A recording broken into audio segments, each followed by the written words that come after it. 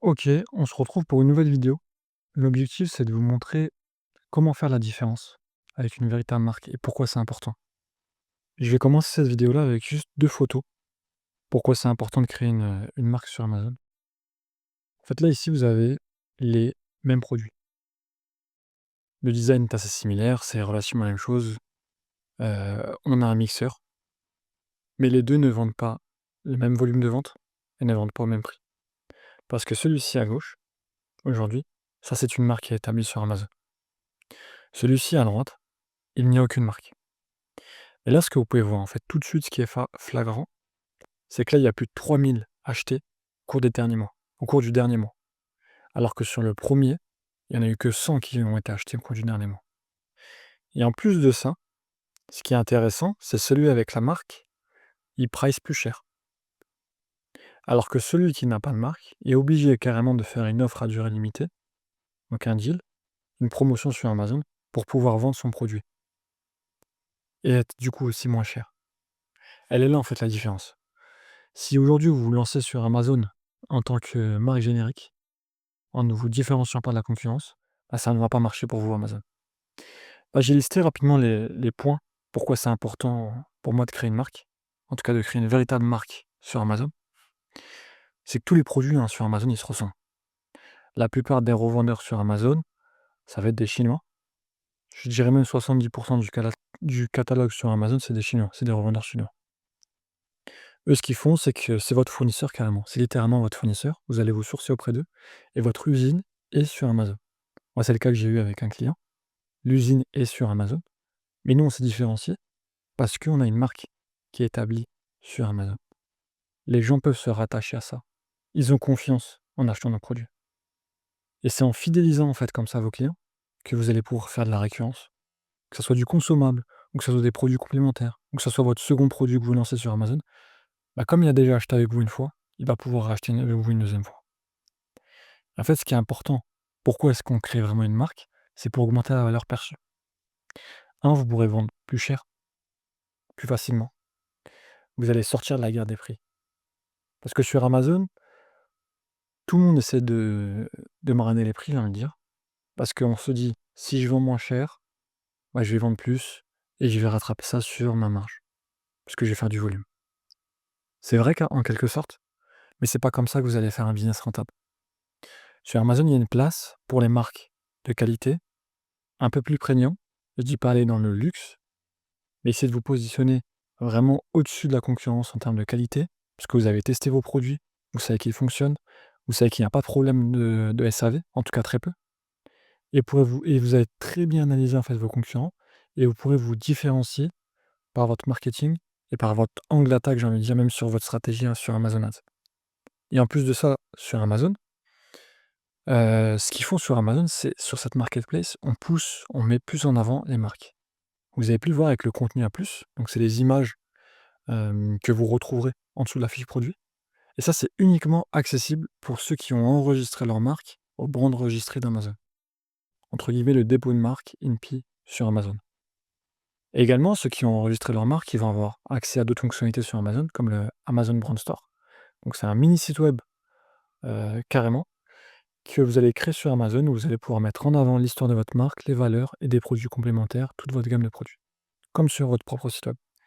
Et en plus de ça, même sur les formats Amazon Ads, si vous n'avez pas enregistré votre marque, vous n'aurez pas accès au sponsor product, vous n'aurez pas accès au sponsor brand et au sponsor display. Voilà pourquoi aujourd'hui c'est intéressant de créer une marque sur Amazon et pas uniquement de pousser un produit, générique. Donc là, l'objectif de cette masterclass, c'est vraiment de vous montrer quels sont les piliers fondamentaux pour créer une marque solide sur Amazon et au-delà.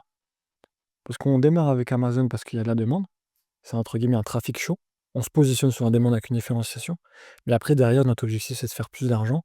On va se lancer sur les autres pays et on va même lancer notre propre site web et gérer nos publicités sur Meta, développer notre communication sur les réseaux sociaux, avoir vraiment un écosystème complet autour de notre marque. Puisqu'on ne se cantonne pas uniquement d'être présent sur Amazon, il faut vraiment créer quelque chose tout autour d'Amazon et on va avoir d'autres canaux de distribution. Parce qu'on n'est pas à l'abri que demain Amazon bloque notre compte, bloque notre produit et derrière on n'a plus d'entrée d'argent. Donc cette vidéo-là, je vais la splitter en 4 piliers. Le premier, ça va être l'identité visuelle. Pourquoi c'est important d'en avoir une. Le second, ça va être à quel besoin, frustration vous répondez avec votre marque. Le troisième, ça va être lancer une marque dans un marché qui existe déjà. Et le quatrième pilier, ça va être de comprendre quelles sont les valeurs autour de votre marque. Donc là, sans transition, on enchaîne sur le premier pilier, l'identité visuelle. Aujourd'hui, l'identité visuelle, c'est important. C'est entre guillemets le premier contact que votre client va avoir avec votre marque. Ça va être les couleurs. Rappelez-vous, le client achète avec les images et vous référencez votre produit avec la partie textuelle, la partie Amazonase. Donc tout ce qui va être visuel lié à votre marque, c'est ultra important parce que c'est avec ça que votre client achète. On commence par le logo. D'abord, choisissez un nom qui est en cohérence avec votre marque. Même si possible, j'ai envie de vous dire, essayez de placer un mot-clé autour de votre marque, avec les valeurs de votre marque, même un mot-clé recherché, hein, si vous êtes stratégique d'un point de vue référencement, avoir un mot-clé recherché autour de votre marque, c'est aussi intéressant. Mais en tout cas, le nom de votre marque doit être en cohérence avec l'univers, les valeurs que vous avez autour de votre marque. Bien sûr, vérifiez si ce nom il est disponible. Que ça soit sur Amazon, pour voir s'il n'y a pas d'autres marques qui l'utilisent, sur les sites web, sur l'INPI, sur les réseaux sociaux, vérifiez que le nom de domaine n'est pas utilisé, vérifiez vraiment sur tous les canaux que vous pouvez vérifier qui est disponible, parce que nous, ce qu'on veut, c'est enregistrer notre marque à l'INPI, puis après l'enregistrer sur Amazon. Qu'il n'y ait pas de problème, en tout cas pour enregistrer la marque. Et bien sûr, lorsque vous choisissez votre nom de marque, vérifiez qu'il n'y a pas une consonance négative dans un autre pays. C'est super important parce que demain, on va en Allemagne, on va en Italie, on va en Espagne. Mais on ne veut pas que cette marque-là ait une vraie consonance négative et que ça nous pénalise sur les ventes. Donc ensuite, les couleurs que vous allez choisir vont véhiculer des émotions autour de votre client parce que ça va influencer indirectement à l'achat de vos produits. Si vous choisissez du bleu, ça va être plus sur la fiabilité, la sécurité, la technologie, j'ai envie de dire.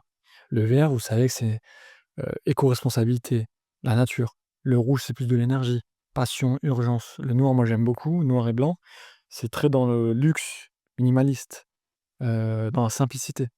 Le rose plus dans la douceur, maternité, empathie. Bon, vous avez compris que les couleurs que vous utilisez définissent l'univers de votre marque. Il faut que ça soit en cohérence. Tous vos canaux, que ce soit de communication ou de distribution, et vos canaux de vente, doivent être en cohérence avec les couleurs de votre marque. Votre site web, votre fiche produit, votre ton de communication sur les réseaux sociaux, les couleurs que vous utilisez sur les réseaux sociaux, sur vos publicités Facebook, sur vos publicités Amazon Ads, ça doit être en cohérence avec les couleurs et votre logo et votre image de marque. Là, je donne un exemple très simple, hein. Une marque éco-responsable en rouge vif, il y a une véritable incohérence. L'exemple le plus flagrant, c'est aujourd'hui, c'est McDonald's qui était avant en fond rouge, donc jaune et rouge. Maintenant, c'est plus du vert et jaune. Parce qu'Amazon se veut, parce que McDonald's se veut éco-responsable, et c'est pour ça que maintenant il opte plus pour des couleurs vertes pour développer la marque. Et bien sûr, moi j'aime beaucoup, ça va être le packaging, parce que c'est aussi le premier contact physique de votre marque avec le client. Et le packaging, vous pouvez l'utiliser sur la main image sur Amazon, afin de mettre en avant des bénéfices, des caractéristiques, des éléments de différenciation. Ultra important pour placer des mots-clés liés à votre niche de marché. Le deuxième pilier, ça va être à quel besoin vous répondez. Quelle frustration. Parce qu'en fait, le plus important lorsqu'on crée une marque, c'est qu'on ne crée pas une marque autour d'un produit. On crée une marque autour d'un problème client. Je prends l'exemple de la perte de poids. La perte de poids, c'est la niche, c'est pas le produit. Dans la perte de poids, il y a énormément de produits. Que ça soit du complément alimentaire pour maigrir rapidement, que ça soit des infusions, des thés draineurs pour maigrir, que ça soit des kits de sport, des élastiques, des haltères, et j'en passe. Il y a énormément de produits pour maigrir.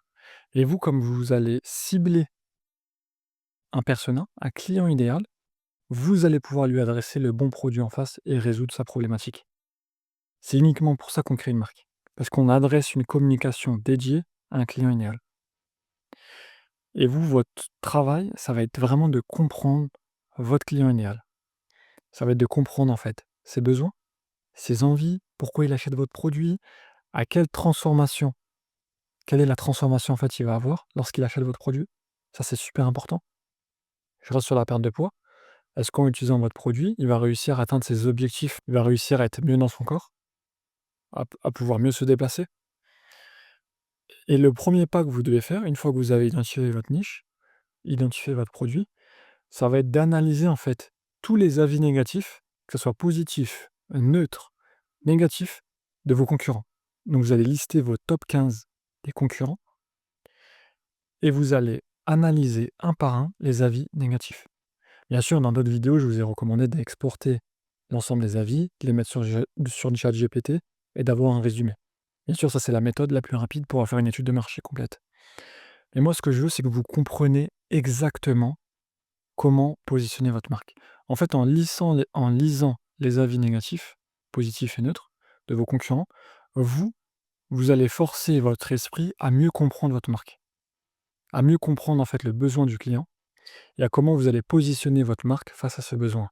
Donc vous dressez tout simplement, j'ai envie de dire, un fichier Excel et ce qui revient, les points qui reviennent le plus, vous les notez, tout simplement. Ensuite, vous allez aussi regarder les commentaires sur les réseaux sociaux de vos concurrents, les commentaires qu'ils ont reçus sur leur publicité Facebook, donc Meta. Vous allez regarder les questions qu'ils posent sur les forums, comme Reddit, Quora, essayer de comprendre en fait toutes les questions qui se posent autour de votre niche. Si vous avez déjà créé une communauté autour de votre niche, interrogez-la, posez-leur des questions. Essayez de comprendre comment, parce que c'est à eux que vous allez vendre quelque part par la suite, et essayez de comprendre comment vous pouvez les aider encore plus pour atteindre leur objectif. En fait, ce qu'il faut que vous compreniez, c'est qu'il faut construire une marque comme une solution à un véritable problème.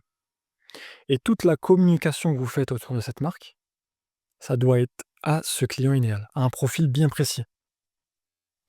Une fois que vous avez identifié en fait ce besoin, cette frustration, ne vous lancez pas, donc c'est le troisième pilier, dans un marché qui n'existe pas. Donc on lance toujours un produit dans un marché qui existe déjà. On n'est pas là pour réinventer la roue. On ne crée pas une marque parce qu'on aime bien, on veut créer une marque. On crée une marque parce qu'il y a un marché, il y a des concurrents qui vendent et il y a une demande. Ce qu'on fait dans un premier temps, c'est qu'on regarde le trafic. Que ce soit avec Airbnb ou Jungle Scout, le trafic sur Amazon, sur Google, sur les mêmes mots-clés ou des fois c'est un peu différent les mots-clés qu'il y a sur Google et sur Amazon. Vous essayez de voir s'il y a aussi une demande sur Google Trends, vous pouvez utiliser SEMrush, Google Keyword Planner pour identifier la demande sur Google. Vous allez regarder les sites web de vos concurrents. Est-ce qu'il y a du trafic? Vous prenez un taux de conversion entre 2 et 3% du site web et leur trafic mensuel sur leur site web et vous déduisez les ventes par la suite. Ensuite, ce que vous allez faire, c'est que vous allez regarder le volume de chiffre d'affaires que vos concurrents réalisent sur Amazon, sur les autres pays. Est-ce que vous pouvez prendre une petite part du gâteau sur ces marchés? Leur manière de communiquer, c'est aussi important. Et vous allez analyser également sur Amazon les autres pays. Est-ce qu'il y a la même demande? Est-ce qu'elle est un peu différenciante? Moi, le cas que j'ai eu avec les compléments alimentaires, par exemple, c'est qu'on lançait un complément alimentaire en France, mais il n'y avait pas exactement la même demande en Espagne, Italie et Allemagne. C'était soit un dosage plus élevé, soit un dosage moins élevé, plus de quantité, un prix moins cher, plus cher. Ça peut être différent d'un marché à l'autre. Donc regardez bien la demande si elle est similaire en Allemagne, en Espagne, en Italie. En gros, sur les marchés principaux liés à l'Europe, si vous lancez dans un premier temps en Europe. Et bien sûr, est-ce qu'il y a de la place pour se différencier? Est-ce qu'on peut arriver sur ce marché-là en apportant un plus que les concurrents n'ont pas? Un angle marketing différenciant, un produit complémentaire, une fonctionnalité que les concurrents n'ont pas. En gros, plus vous avez de data, plus vous réduisez les risques d'une erreur sur le lancement de votre marque. C'est ultra important. Et le quatrième point, ça va être de créer en fait une véritable histoire de marque. Autour de votre marque, on veut une histoire. C'est quoi vos valeurs? Je dis un exemple tout bête, est-ce que vous reversez quelques fonds d'association lorsque vous vendez vos produits? Qu'est-ce que vous défendez? Qu'est-ce que vous rejetez? Pourquoi vous avez créé en fait cette marque-là? Pourquoi vous avez lancé ce projet? Qu'est-ce qui vous tient, vous, à cœur? Pourquoi vous avez lancé? Aujourd'hui, ce qui est intéressant, c'est qu'il y a même des fondateurs qui se mettent en avant sur les projets, sur les marques, qui se mettent en avant, qui expliquent pourquoi ils ont créé leur marque. Ils montrent leurs collaborateurs aussi, à travers leurs réseaux sociaux. En gros, ils partagent une histoire de marque. Pourquoi ils ont voulu avoir cette transformation? Qu'est-ce qu'ils ont vu chez les concurrents qu'ils n'ont pas aimé? Et comment vous pouvez faire passer votre message?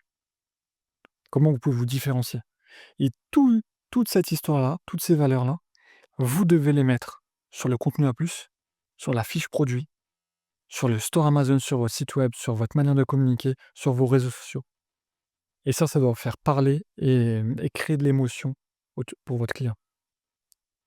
En tout cas, si vous êtes resté jusqu'à la fin de cette vidéo, je vous remercie. Si vous avez des questions pour créer votre marque ou si vous voulez en savoir plus sur la vente sur Amazon, je vous ai mis un lien WhatsApp dans la description. En tout cas, je vous remercie. Au revoir.